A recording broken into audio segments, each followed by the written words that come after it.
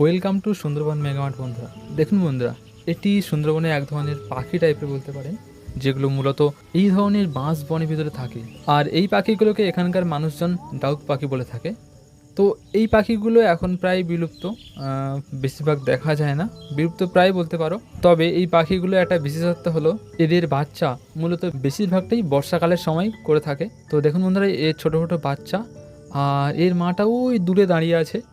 ও এখানেও নজর দিচ্ছে, এখান থেকেও আরেকজন আছে ভিতরে, যেও নজর দিচ্ছে বাচ্চাগুলোকে মাঝে মাঝে তার মা চড়ায়।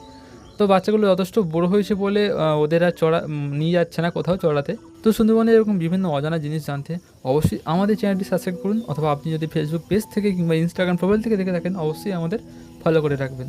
তার সাথে সাথে আরেকটা কথা বলে রাখি, আমরা সুন্দরবন মেগা মার্ট, আমরা মূলত সুন্দরবন হানি এবং সুন্দরবন হ্যান্ডমেড ইত্যাদি খাঁটি দ্রব্য সেল করে থাকি।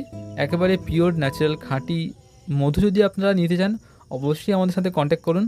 উপরে স্ক্রিনে দেওয়ার নাম্বারে আপনারা আপনাদের বাড়িতে ডেলিভারি পেয়ে যাবেন। তো দেখা হচ্ছে নতুন একটি ভিডিওতে। টাটা।